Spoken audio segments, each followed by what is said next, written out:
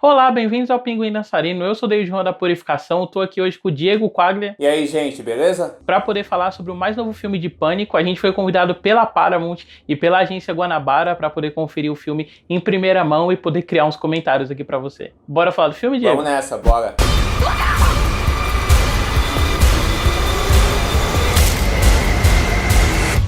Hello, Sydney. It's an honor.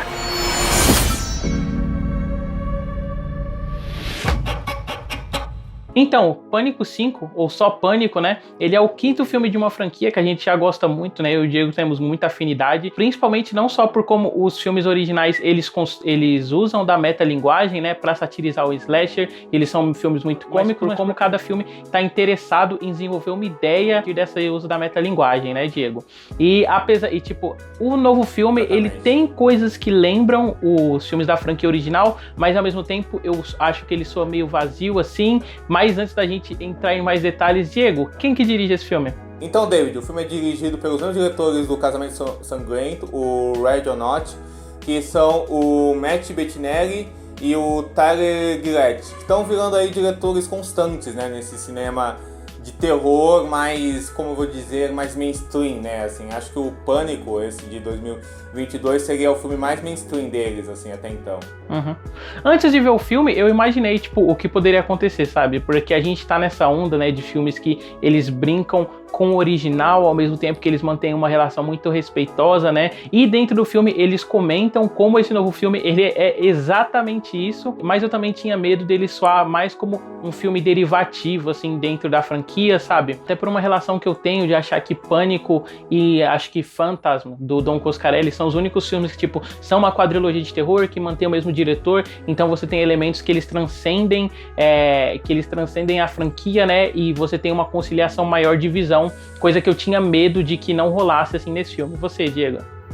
É curioso você falar isso do diretor, né, David? Porque, eu amo Pânico, o primeiro é um dos filmes da minha vida e eu adoro todos, assim, em diferentes níveis, mas gosto de todos os quatro, muito, demais, assim. E, cara, eu queria ver um Pânico no cinema, isso me animava, vou lá ver Pânico, rever o pessoal, rever a galera, né? Mas ao mesmo tempo eu tava com muito medo desse filme, justamente porque a gente sabe do domínio que o Wes Craven teve nos 4 filmes para dar uma coesão e para apresentar sempre coisas novas, fazendo tudo que tornou Pânico característico. Porque Pânico não é só essas frases engraçadonas que citam os filmes de terror, sabe? Essas referências tal, e essa metalinguagem descarada que o filme faz. É como o filme pega esse tom de sátira, de comentar o gênero do terror e coloca isso dentro das ideias e obsessões que o Wes Craven conseguia transpor tão bem, que se comunicava tão bem com toda essa cultura pop e tal, e com o domínio de gênero mesmo, e daquela violência que aqueles personagens vivem e as dores deles, assim, ao mesmo tempo que ele caçoava muito disso. Então eu tava com esse medo, e ao mesmo tempo vendo o pessoal fazendo várias teorias sobre o filme, né? Teve aquela teoria que o Matthew Lillard ia voltar, né? Não sei se você viu isso, né? Cara, é engraçado porque essa teoria, na verdade, ela é baseada num roteiro que ela foi excluído, né? Do segundo ou terceiro filme, se eu não me engano, isso, mas que tinha uma ideia de que, na verdade, o Stuno morreu, ele, voltaria como desfigurado juntamente de um novo assassino, né? E o pessoal achou que essa ideia podia ser reciclada, assim, pro quinto filme.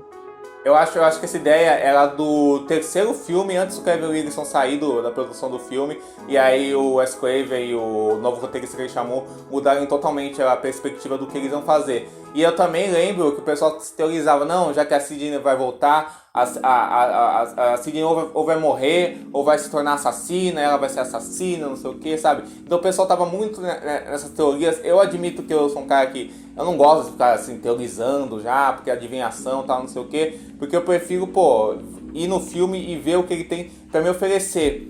E assim, o que acabou acontecendo é que eu vejo um filme que vai nos mesmos beats, né, do primeiro Pânico de 96, mas com muita coisa dos outros Pânicos também, que pega esses mesmos beats, assim, uma coisa que o David Gordon Green faz, ou tentou fazer também no Halloween de 2018, principalmente, assim, eu acho que é tentar pensar como que o fã gostaria de ver aquela franquia sendo reapresentada hoje em dia e fazer um negócio de homenagem mesmo, assim, falar, estou homenageando. Então, ao mesmo tempo que ele tenta fazer uma nova atualização do que os filmes já fizeram e homenageia a figura do Wes Craven e fala, não, Wes Craven, você é foda, tudo isso, não sei o quê. E isso é legal, isso é divertido, só que eu acho que o filme acaba ficando meio muito preso nisso e acaba não andando enquanto um filme próprio, né? Acho que isso que acaba acontecendo muito.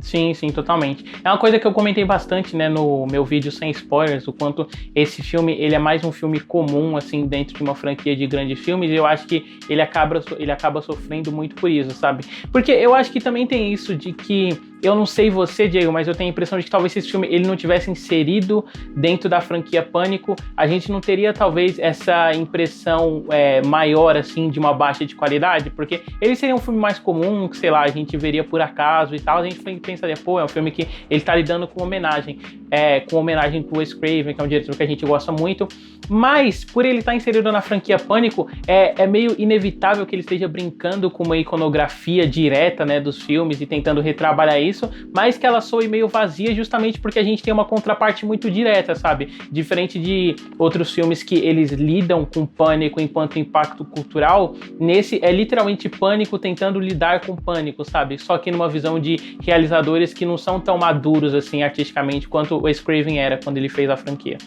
Eu concordo totalmente, eu até mencionei isso e é impossível essa comparação entre filme não ficar muito evidente, porque o filme está sempre lembrando a gente dos outros filmes da franquia e do próprio Wes Craven, então é impossível a comparação não ficar tão evidente nesse sentido que você falou. E com certeza, outra coisa também é que a gente, depois da febre que foi Pânico, tiveram milhões de outros filmes de terror que foram na mesma onda de Pânico. Alguns, inclusive, até roteirizados pelo Kevin Wilson, né?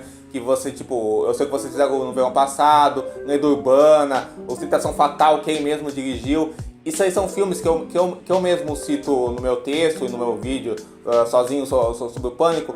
São filmes que têm a sua diversão, como esse mesmo tem a sua diversão, de ter coisas divertidas, mas você vê que ele não tem a naturalidade de encenação e de narrativa que o Pânico tem, porque o Pânico é um processo onde o texto do Kevin Wilson se casou muito bem com a maturidade e a destreza do domínio do Wes Craven para ele levar aquilo a um tom de carne e osso. E também porque você percebe, David, assim, que tiveram vários terrores, até recentes, que vieram muito nessa vibe metalinguística que o Pânico salientou, né, na cultura pop, que você pode pensar no Street Street, você pode pensar nos filmes do Christopher London, assim, você pode pensar em vários desses filmes de terror moderno que lidam mais com uma coisa farsesca, engraçadinha e pop, e com referência ao passado, nos anos 80, anos 90, anos 70, então você tem muitos desses filmes, e aí esse filme volta para porque é Pânico dentro desse nicho, por ele se prender muito a só reproduzir esse nicho,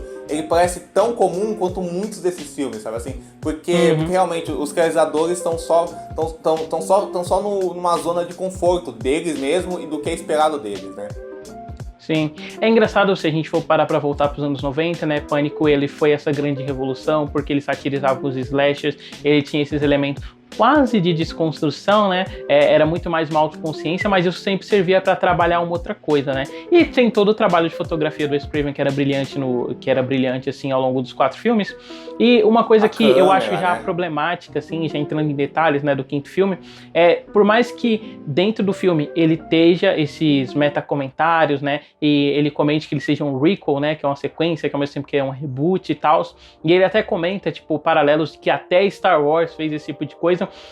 Eu acho problemático o quanto o filme ele tá brincando com isso, né, e tipo, jogando um olhar ácido pra cima desses elementos, mas tipo assim, o filme ele insiste em praticar, e quando eu digo insiste em praticar, não é só pela existência do filme, tipo, até aí Matrix fez isso também, né, brincar com a questão de que a existência dele é puramente mercadológica e tal, mas eu digo mais no contexto linguístico, né, tipo, ele é um filme que ele tem esses elementos meio que de glorificação pra franquia, por exemplo, quando vai aparecer o Dewey, a câmera ela vem de baixo, ela vai subindo assim, e e você tem essa revelação aos poucos, que é um negócio que, tipo, claramente é feito costas. Exatamente. A Sidney também, né? A câmera vai de costas, assim, ela vira e ela fala I'm fucking Sidney Prescott, sabe?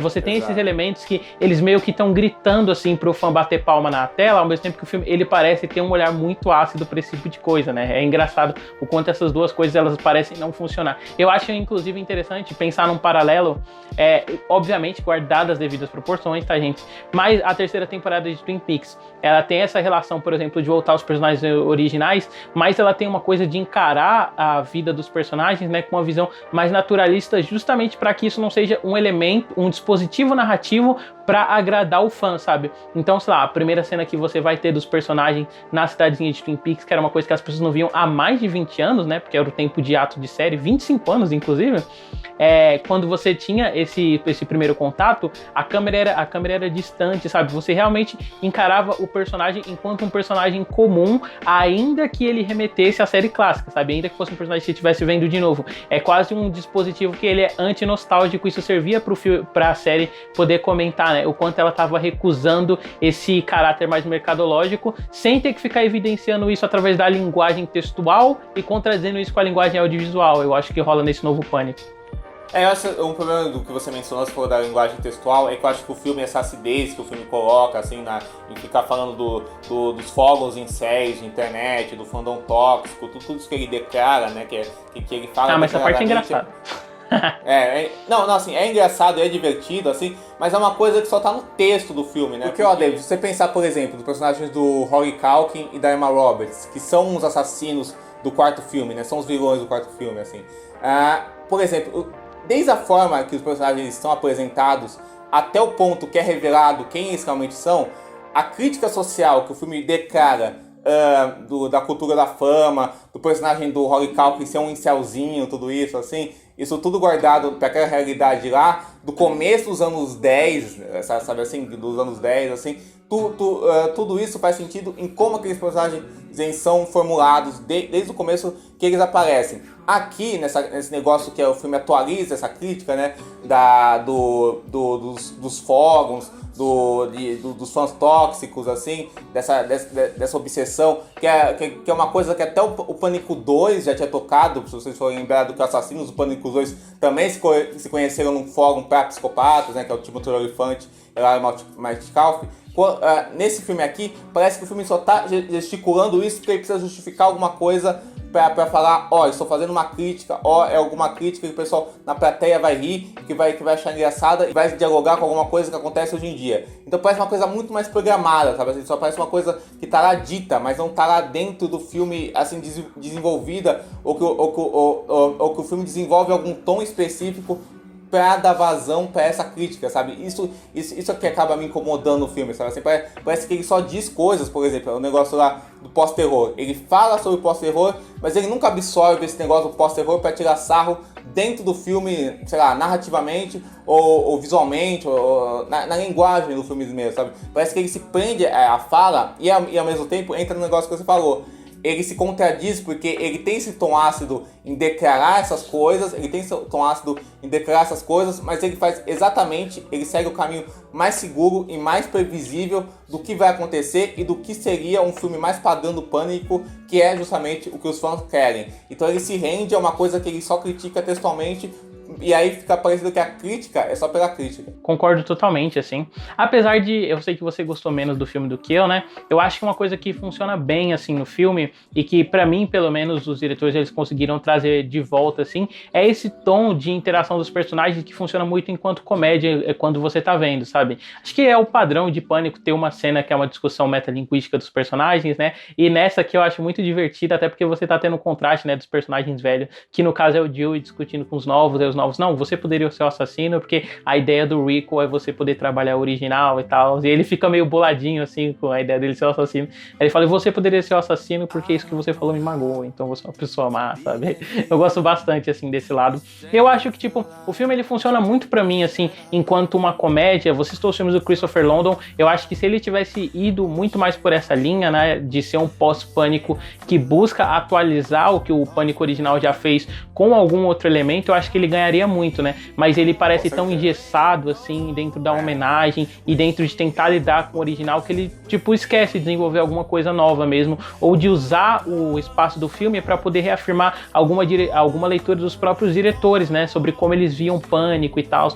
Tudo soa muito uma homenagem descarada e, tipo, não é aquele tipo de homenagem que... É com certeza, né? Na verdade, aquele tipo de homenagem que você vê e você fica, porra, bacana, os caras estão homenageando o Wes Craven e tal, mas essa homenagem parece que ela é a ideia central do filme, que o filme não tem ideias próprias que não a homenagem, né? Isso é uma coisa que acaba pesando, assim, pra mim também. Eu concordo com você. E essas partes de humor, assim, algumas, assim, porque eu acho que tem muitas que funcionam e tem outras que eu acho meio forçadas. Mas as que funcionam... Mentira que ele tava rindo, gente, na sessão de cinema. Eu vi, assim, rindo copiosamente. Isso é falsidade. Não, cara, assim, mas teve algumas vezes que eu tava rindo com o filme do filme, né? Coisas diferentes. Mas eu acho que às vezes que eu tava rindo com o filme, cara, assim, tem momentos muito bons. Esse que você falou do Dewey, por exemplo, assim, algumas interações dos personagens novos, assim, eu acho que funciona bem, assim, apesar de tudo isso que você falou, que eu concordo muito. Inclusive, já pegando isso, David, o que você achou dos personagens novos? A gente tem umas conexões com o passado, de parentescos com personagens do primeiro filme. O que você achou disso? Assim? Então, apesar de eu achar interessante essa questão da conexão do passado, né, o filme até brinca como isso é uma recorrente em Pânico, e realmente, né, não só no primeiro, mas no segundo e no terceiro, né, é que o segundo ele lida mais com o passado do primeiro filme, e o terceiro volta de novo pra essa coisa do passado, né, o quarto, apesar dele ser uma coisa nova, porque ele tava lidando com essa onda de remakes e tal, tipo, a questão do passado ela vem muito através da família da Sidney, né? Eu acho interessante que o filme volte pra isso, mas ao mesmo tempo eu acho que é o caminho meio que mais óbvio, assim, de trabalhar os personagens, tipo, vai ter o filho do Billy, vai ter a filha do Billy Loomis, e aí, tipo, ela pode ser assassina, e ela vai ficar vendo o fantasma do pai, ou vai aparecer os filhos não, né, os sobrinhos do Randy, e eles vão ser basicamente os novos Randy, sabe, tipo, realmente parece meio comum, assim, cara, inclusive, a gente teve uma série de Pânico anos atrás, né, e é incrível como esse filme, ele tem muito mais a cara do que seria uma série de Pânico, sabe, do que realmente um filme de Pânico. Exatamente, uma série de Pânico que eu passo a ser na Netflix, né? Com certeza. Sim, com certeza. Não, e tipo, assim. só pra concluir, assim, sobre os personagens novos, eu acho interessante, tipo, em termos de escalação, o pessoal que eu assassino nesse filme, eu acho a menina, no caso, ela meio óbvia, né? Bem telegrafada, assim, que vai ser ela e tal. Total. O namorado, realmente, eu acho que o filme constrói bem melhor, porque você tem aquela incerteza, tipo, puta, será que é? Mas também não seria muito estereótipo repetir exatamente o que o primeiro filme fez e tal. E sobre o resto do elenco de apoio, eu acho funcional, assim, mas ninguém que se destaca muito, exceto a Jenny Ortega, que eu acho que ela manda muito bem, assim, não só na cena de abertura, né, que ela tá lidando com isso de ser a nova Drew Barrymore, acho que é uma recorrente em qualquer entrada de Pânico, né, tipo, ser uma nova Drew Barrymore, mas, tipo, as cenas que ela tá na cadeira de rodas também, eu acho que o jeito que ela consegue expressar a dor, ou até os diálogos mais intimistas, tipo, o momento que ela tá conversando com a irmã, ela tá falando sobre abandono, sabe, ela meio que tem dificuldade, assim, de olhar pra irmã, porra, eu acho muito interessante, assim. É curioso, porque são vários sentimentos meio conflitantes, porque assim, eu acho que tem várias boas ideias nesse lance dos novos personagens, assim, que poderiam ser muito bem desenvolvidas, assim, e eu acho que os momentos de humor deles interagindo, assim, rendem coisas que são muito bacanas mesmo, assim, sabe, de interações até, acho que as mais pequenas entre eles, assim, acabam sendo as melhores, assim, ao meu ver, assim. Mas o que me pega muito, assim, é que, por exemplo, assim, me parecem muito personagens que você tem um conceito legal deles, mas eles só ficam um pouco no conceito, sabe? Assim, diferente dos filmes que você faz a gente gostar muito das particularidades, sei lá, da Sidney, da Gale, do Dewey, e até dos outros amigos dele, o Randy, a Rose McGowan no primeiro filme lá. Sabe, são personagens que você tem particularidades, eles têm um carisma muito mais próprio deles mesmos, assim. Aqui, além deles parecerem propositalmente imitações do que já foi feito nos outros filmes, que é o que você falou que é o caminho mais fácil, você vê que o filme é meio corrido, eu acho, isso me incomodou no filme, que ele é meio corrido, e às vezes esse desenvolvimento emocional dos personagens, às vezes você vê que o filme poderia, às vezes parar um pouquinho, desenvolver mais as relações dos personagens, tipo das duas irmãs protagonistas, por exemplo, pra você sentir mais aquilo, pra você sentir mais o peso da menina ser filha do Billy Loomis, assim, pra você, sei lá, na virada que a gente descobre o personagem do Jack Quaid, que é o assassino, aquilo tem um pouco mais de peso, sabe assim? Então eu acho que às vezes os personagens, eles ficam meio genéricos, assim, por mais que eles tenham bons momentos, os atores, eles são atores legais, tá? Eu acho que eles têm uma boa química, eu acho que os atores estão dando o seu melhor, eu acho que nenhum, assim, destoa muito. E funciona bem porque são atores que estão aí em séries teens, em filmes teens, assim, do momento, tal, não sei o quê, que é uma coisa que o Pânico sempre fez, que é pegar o pessoal teen do momento, tal, e botar na série, então tudo isso eu gosto. Mas eu acho que fica meio subdesenvolvido, assim, essas questões aí, às vezes o impacto, que a ideia seria ter esse impacto, não aparece tanto, sabe, assim? Eu acho que pra diferenciar, assim, em relação a esse filme dos outros, por exemplo, eu acho que em todos os outros filmes a gente via camadas diferentes, assim, de diferentes fases da vida dos personagens, né? Tipo, o primeiro é essa fase de colegial, e aí, tipo, a gente tinha esse retrato colegial bem fidedigno, aí o segundo tem essa coisa da faculdade, e aí você tem umas cenas que elas até, tipo, elas meio que destoam do tom do filme, mas serve muito pra construir, tipo, o arco dos personagens, não só da Sidney, né? Mas, tipo, de outras pessoas à volta dela, tipo, a cena lá que o namorado dela canta no refeitório, é claramente uma cena que, sei lá, estaria em qualquer filme de comédia romântica, sabe? Mas aquilo desenvolve um sentimento em você enquanto espectador. No terceiro, tipo, como centro, durante uma boa parte do filme, é a Gale e o Dewey, né? Tipo, você tem muito essa coisa de ser meio que esse romance dos personagens que estão se desencontrando, ou que estão querendo não ficar juntos, né? Então, tipo, isso é uma coisa que eu acho que realmente falta, assim, nesse último filme. E aproveitar, né, que eu falei do Dewey agora, Diego, esse filme, ele trouxe a morte do Dewey, né? E, ao mesmo tempo que eu acho interessante esse negócio de você matar um personagem original, né? Eu, tipo, por mais que eu ame Pânico, eu não sou esse tipo de pessoa que acha que, tipo, as franquias, elas são sagradas, assim, que elas, tipo, elas são imutáveis. Eu acho que, às vezes, mudar faz bem, né? Eu acho que fez bem pra várias franquias aí, como, por exemplo, sei lá, Star Wars Episódio 8, que trouxe mudanças interessantes. Mas, ao mesmo tempo, eu fico pensando que do jeito que o filme constrói isso é justamente, de novo, né, uma coisa que ele critica e que ele propositalmente comenta, né? Eles falam sobre Star Wars, e se a gente for parar pra pensar, ele é muito parecido com Star Wars Despertar da Força nesse sentido, porque ele tá lidando com o original de uma forma respeitosa e nostálgica, e tipo, quando ele vai trazer a morte, é justamente de um personagem que, por mais que ele estivesse na franquia, ele fosse um queridinho dos fãs, ele não era o protagonista, né? E, tipo, acho muito curioso, assim, o quanto o filme ele repita esses beats, mesmo sendo uma coisa que ele meio que se mostra contra e tal. Então, tipo, a morte dele, eu acho bem bacana a cena e como ela é feita e tal, mas eu não sei se textualmente no contexto do filme eu curti tanto, não sei você. É engraçado, porque são sentimentos contraditórios também, assim, porque, ó, por exemplo, eu acho que o filme tem, assim, a direção, a gente tá falando como um negócio bem padrão mesmo, que parece outro filme de terror, e realmente, mas acho que ele tem bons momentos de tensão, de construção de tensão, de ação, que assim, por mais que seja uma coisa bem sóbria e que fica no competente, assim, funciona bem, assim, e causa bons momentos. Eu acho que a morte do Jill e todo o combate dele com o Ghostface, assim, na hora, funciona bem nesse sentido, tal, assim. Só que eu acho também, por outro lado, assim, que me agrada a ideia, toda essa ideia que você falou do filme mudar e por isso até matar o Jill e porque chegar nesse momento derradeiro dele, eu acho também que o filme, às vezes, ele tem essa boa ideia de os personagens principais, dos personagens que são principais, que são recorrentes em todos os filmes, eles estarem como muito coadjuvantes nesse filme, então eles estão tão distanciados porque já estão naquela figura de mito, sabe? Eles são personagens mitológicos, já, assim, quase folclóricos, assim, sabe? Já, o filme tem essa lógica, assim. Então ele tem esse afastamento dos personagens, assim. Só que eu acho que às vezes quando ele vai para essas cenas deles, assim, falta, apesar de ele usar esses mesmos beats de trilha sonora, de quando aparece o Jill aparece o negócio lá, tudo isso assim, apesar de ele usar esses beats, assim, falta um impacto maior de quem são aquelas figuras, o papel mitológico delas, assim, que aparece só pela distância. Então tem uma coisa mais fria nesse filme, sabe, assim, mais calculada, assim, na hora que ele vai pra essas cenas. E aí, porque ele tá acompanhando esses personagens clássicos de forma mais calculada, quando o Dewey morre, assim, eu amo o Dewey, assim, eu amo ele, assim, eu amo o personagem, mas eu não senti tanto, porque eu achei a cena um pouco fria, sabe, assim, a condução da cena meio fria, assim, a condução desses personagens clássicos, geral, dentro do filme, um pouco fria demais, assim, então isso impede o impacto da cena. E aí eu acho que, por exemplo, essa coisa corajosa do filme...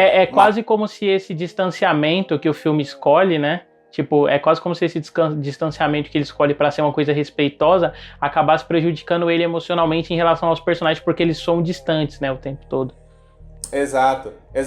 E aí eu acho, David, assim, que essa escolha corajosa que o filme tem de matar o Dewey, ela meio se contrapõe com outras escolhas, como por exemplo, eu até tava comentando com um amigo nosso, acho que foi o Vinícius aí, que foi pra cabine com a gente, assim, que a gente tava comentando sobre o filme e tal, e ele até falou que ele achava, e lógico que isso tudo é em si, mas eu tava pensando nessa coisa porque mostra que o filme realmente ele segue bem as regrinhas, ele é um filme bem seguro.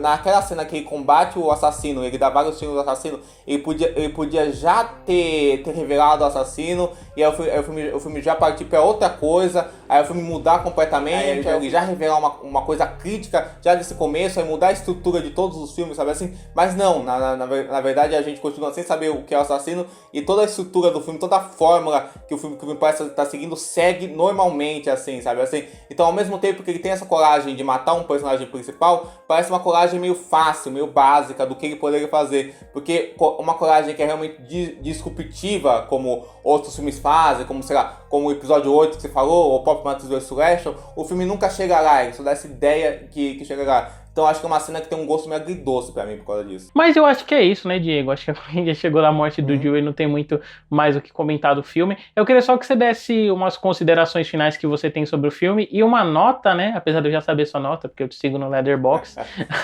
Eu queria que você desse suas considerações finais e a nota. Então, minhas considerações finais sobre o Pânico de 2022, David, assim. É um filme que eu queria muito ter gostado mais, assim. Eu acabei que achei um filme fraco, assim. Apesar, como eu falei, ele tem boas ideias e ele tem coisas que divertem, assim. Talvez revendo o filme eu releve certas coisas nele, mas nessa primeira vez que eu vi, não deu pra relevar certas coisas, porque eu acho que ele tem alguns problemas e algumas coisas que me incomodam demais, assim. Por mais que ele tenha coisas que são bem divertidas e até emocionantes, mas eu acho que essas coisas divertidas e emocionantes sempre estão num terreno muito fácil que o filme faz, assim. Que isso pra uma franquia que já ofereceu tanta coisa boa pra gente, é meio triste, assim. Então, meu sentimento acaba sendo agridoce, então por isso minha nota pra ele vai ser um 2,5 de 5. Como eu falei, um filme divertidinho, mas fraco. Eu tenho um vídeo solo, né, que eu comento meus problemas com Pânico e o quanto pra mim ele é um filme comum. E eu acho que esse realmente é um comentário, assim, pra se levar, porque eu não achei ele ruim, longe disso, né, se o Diego riu na cabine, então eu não tava longe disso, que eu também tava me divertindo bastante com o filme.